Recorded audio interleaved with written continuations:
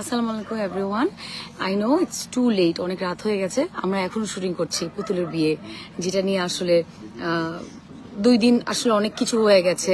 সবার মধ্যে একটা ভুল ভ্রান্তি কাজ করছে। আমি আসলে আমার লাইফে এরকম লাইভে আসিনি, বাট আমার কাছে মনে হয়েছে যখন একটা মিথ্যা কথা এভাবে কুচ্ছা রটানো হবে এবং একটা মেয়ে যখন দেখবে যে আরেকটা আর্টিস্ট কথা বলছে না বলে যা তা বলেই যাবে, করেই যাবে, তখন আমার কাছে মনে হয়েছে না, আমার অডিয়েন্স তো এখন একটা ভুল ভ্রান্তিতে আছে।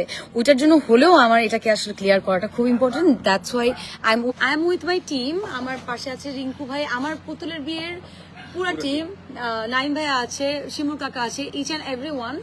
সো আমি চাই যে ব্যাপারটা ঘটে গেছে কালকে, সেই ব্যাপারটা নিয়ে যদি আমার যে আর্টিস্ট, যে ফিমেল আর্টিস্ট যতগুলা কথা বলেছে, আমি ডিউ টু রেসপেক্ট তাকে বলতে চাই যে সে যদি আসলে একটা থাপ্পড়ে বা 2টা থাপ্পড়ে বা 3টা থাপ্পড়ে একটু বেশি ব্যথা পেত, তাহলে সে ওটা যদি কমপ্লেন করতো, আমার সংগঠন আছে, আমার ডিরেক্টর আছে, আমি এটা মেনে নিতাম। যে সে শুধু আমার কাজটার ব্যাপারে কথা বলেছে যে আচ্ছা আপু আমাকে একটু জোরে মারছে, বাট সে আসলে সংগঠন হোক, ডিরেক্টর হোক, কারোর সাথে কোনো কথা বলেনি। সে ডিরেক্ট চলে গেছে লাইভে গিয়ে পুরো বিশ্বকে জানালো। এতে আমরা অনেকেই চিনলাম তাকে, আরো ভালো মতো চিনলাম, যারা আমরা চিনিও না, সমস্যা নেই।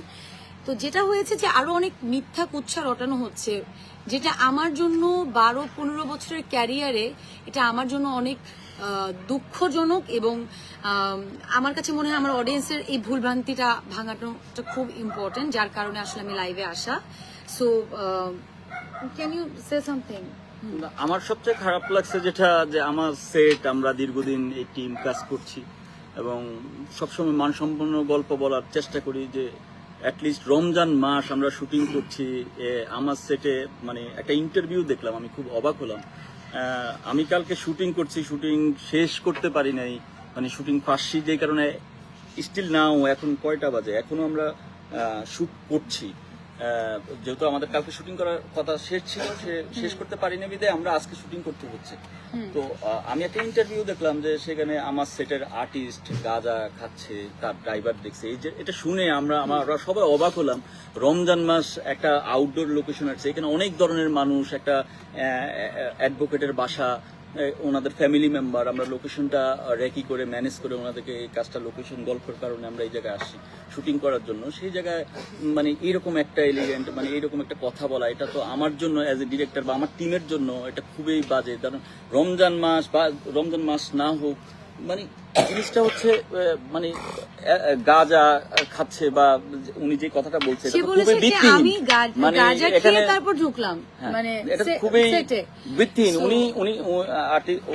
উনি বলতে পারতো যে আমার মারছে, আমার লাগছে, সেই বিষয় নিয়ে কথা বলতে পারতো। এবং আমি তাকে বলেছি আপনি প্লিজ থাকেন, সেলিম ভাই আছে এখানে, সেলিম ভাই সিনিয়র আমাদের actor equity president, senior director গিল্ডের প্রেসিডেন্ট, অ্যাক্টর ইকুইটি আছে, আপনি ওইখানে বলতে পারেন বা আমরা বসি, আমরা এটা সমাধান করে ফেলি।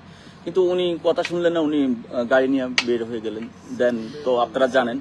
বাট আমার সবচেয়ে এখন খারাপ লাগছে যে আমার সেটা আর্টিস্ট গাঁজা খেয়ে মানে অ্যাক্টিং মানে করতে গেছে। এটা শোনার পরে আমরা সবাই আসলে অবাক হয়ে গেলাম যে এত রকম এটা একটা ব্যক্তিগত আক্রমণ বা কোন জায়গায় চলে গেছে আমি বুঝতে পারছি।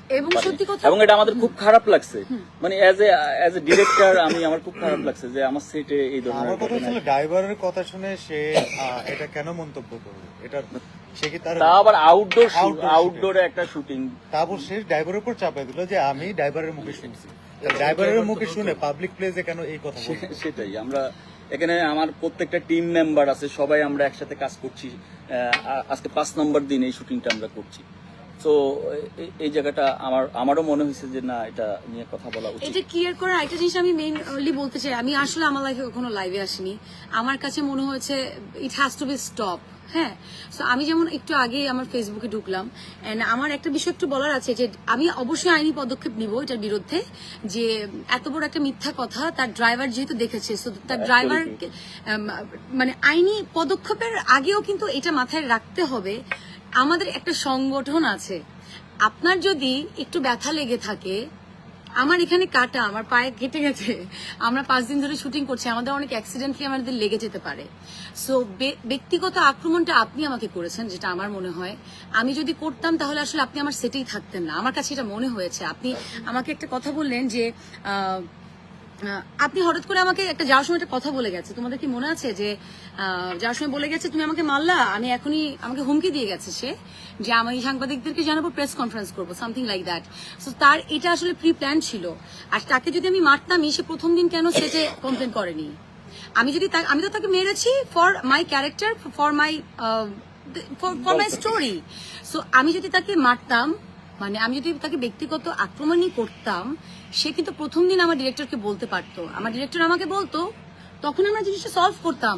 সে সংগঠনকেও জানায়নি, কিন্তু সে ডিরেক্ট চলে গেছে লাইভে। সো উইচ ইজ নট মানে এটা পুরোপুরি কিন্তু ব্যক্তিগত আক্রমণ। আমার মনে হয় ব্যক্তিগত আক্রমণটা সে করেছে, সে একটা আরেকজন অ্যাক্টরের নাম নিচ্ছে, এগুলো নিয়ে আমি কোনো কথা বলতে চাই না, একদমই কথা বলতে চাই না। বাট আমি আরেকটা কথা বলতে চাই, আমি আইনি পদক্ষেপ নিব এটার জন্য। যে মিথ্যা কথাটা সে রটাচ্ছে, তার মনে হয়েছে আমরা চুপ আছি। এতগুলা মানুষ এখানে, এতগুলা মানুষকে আমি জোর করে, তারা বাধ্য না কিন্তু আমাকে নিয়ে কথা বলতে, বা এতগুলা মানুষ কিন্তু জোর করে এখানে দাঁড়াবে না আসলে। সো আমি এটা দেখার পর আমার কাছে আসলে খুব খারাপ লাগলো। আমি রিঙ্কু ভাইকে বললাম যে রিঙ্কু ভাই, it has to be stop now. আর আমি এখন আইনি পদক্ষেপ নিব, তার আগে আমি আমার সংগঠনের সাথে বসবো। বাট এটা আমার প্রোটেস্ট করতে হবে, বিকজ আমাদের যে কোনো সেক্টর কি, মানুষ অনেকে নেগেটিভ মনে করে, অনেকে পজিটিভ মনে করে, সব জায়গায় পজিটিভ নেগেটিভ আছে। বাট এই মিথ্যা কথাটা রটানো বা বলা ইন ফ্রন্ট অফ পাবলিক, আমার কাছে এটা কোনোভাবে এথিক্যাল মনে হয় নাই। সো আমার কাছে মনে হয়েছে I need to clear this things, যেটা পুরোপুরি মিথ্যা। ওয়াশরুমে 1 ঘন্টা থাকা, নেশা করা, ফার্স্টে সে একটা কথা বলেছে যেটা আমি বুঝিই নাই। সে বলেছে যে তার গায়ে থেকে একটা গন্ধ আসছে, 1 ঘন্টা ওয়াশরুমে ছিল। আই ওয়াজ কনফিউজ যে কি বলছে। দেন আমি আস্তে আস্তে বুঝলাম যে সে কি মিন করেছে, এবং এটা সে আজকে আসলে ইন্টারভিউতে বললো যে সে এটাই মিন করেছে। So these are not true, আসলে দিজ আর নট ট্রু। ওই মিথ্যা কথা, মানে এটা কোনোভাবে সম্ভব? মানে আমরা তো এটা আমাদের সাথে সাথে পাঠিয়েছি যে ওয়াশরুমে যাবে, লেট করবে, তুই যা। শুটিং এর প্রয়োজন নিশু ভাই হচ্ছে বড় বড় চটকানা দেয় নেই, গাল চাল তো লাল হয়ে যেত, সেটা তো মানে পার্সোনালি নেওয়ার কিছু নাই তো। ইভেন হ্যাঁ, এটাই হচ্ছে হ্যাঁ। কাজের জায়গায় তো অনেক কিছু আছে। আরে ভাই রমজান মাস, সে পাবলিক প্লেসে ব্যথা লাগছে বা এটা নিয়ে কথা বলতে হবে। একটা বড় বিষয় হলো যেটা ওটা যদি নিয়ে কথা গাঁজা খাইতো, স্বামী অথর ড্রাইভার কিন্তু এতটুকু অ্যাক্সেস পাবে না যে তানজিন তিশার খুব কাছাকাছি এসে গাঁজা খাওয়ার দৃশ্য দেখবে, অথবা এটা পাবে।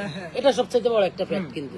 তো আমরা এটা কিন্তু আসলে এই ফ্যাক্টটা এরকম না, এটা ব্যক্তিগতকরণ করা হচ্ছে আর কি, যেটা বিষয়। তো আমরা যেটা হচ্ছে যে বিষয়টা আছে, ওই বিষয়টা যদি থাকে ওটা নিয়ে আলাপ হইতে হ্যাঁ, পারতো। যদি এটা যে মার পর্যন্ত হতো, যে তার গায়ে লেগেছে, এখনো অগোছালো। আমাদের সেটের বিরুদ্ধে কিন্তু একটা ইলিগেশন আসছে, যেটা আসলে এটা অসম্মানজনক আমাদের সেটের, যেটা still we are doing shooting. সে অলরেডি আমাদেরকে ফাঁসি দিয়ে কালকে চলে গেছে, যেটা আমাদের I have to say that. Even আমি কালকে আমার সংগঠনকে যেমন জানিয়েছি, আমাদের সেটে কিন্তু আমার বাবাকে অ্যাক্ট করছে সেলিম ভাই। সেলিম ভাই আমাদের সেটে ছিল, সেখানে সেলিম ভাই সেটে ছিল, তার সাথে কথা বলেনি। আমাদের সিনিয়র আর্টিস্ট, আমাদের ওইটাও আমার একটু বলার আছে যে আমাদের এই পরিবারের জিনিস আমরা নিজেরা সমাধান না করে আগে পাবলিক প্লেজে নিয়ে যাই, তাহলে পাবলিক আমাদের কি পাবে? এটা আমাদের যেমন সম্মানহানি হচ্ছে, সবারই সম্মানহানি হচ্ছে। So, এবং আমার কাছে এটা মনে চিন্তা হয় করা উচিত সবার আগে। এটা আমি আসলে এটা আমি জানি না, আমার দর্শক যারা সেট আমাদের শুটিং করতে হবে। হ্যাঁ। সো আমরা নাও এখন আমরা প্রত্যেক সেটে আছি। ফ্যামিলিতে টুকটাক ঝগড়া হয়, তো আগে ফ্যামিলি মিট করতে হবে। ইভেন তো আমি যদি বলি ওই জায়গা থেকে, সো আসলে আর কিছু বলার নাই। আমরা এখনো মানিকগঞ্জে শুটিং করছি, স্টিল আমাদের বোধহয় একটা সিন আছে, অনেক ইম্পর্টেন্ট ভাইটাল সিন। আমরা অলরেডি একদিন ফেসে গেছি। এই আর্টিস্ট আমাদের যে আমার যে কো আর্টিস্ট চলে গেছে হঠাৎ করে। সো আমরা অলরেডি ক্ষতিগ্রস্ত এটার জন্য। আমরা তখনই ওখানে সলভ করতে পারতাম, যদি তার একটু থাপ্পড়টা একটু জোরে লেগে যায়, সে বললেই পারতো যে আমার এটা জোরে লাগছে, এটা কি। বাট এটা এত পর্যায়ে নিয়ে যাওয়া, আসলে তার এটা প্রফেশনাল জায়গা, আরো বেশি হাইলাইটেড হওয়া ছাড়া আসলে আর কিছু না, এটা আমার মনে হয়। এনিওয়ে, আইন আছে এবং আমাদের অ্যাক্টর সিকিউরিটি আছে, আমাদের ডিরেক্টর গিলস আছে, তারা এখন সুবিচার দিবে, সুবিচারটা তারাই দিবে, আই হোপ সো। আমার মনে হয় এরকম সোশ্যাল মিডিয়াতে কুচ্ছা রটানোর কোনো দরকার নাই। তুমি তোমার কাজ দিয়ে বড় হও, এরকম কুচ্ছা দিয়ে বড় হও না। Thank you so much, thank you.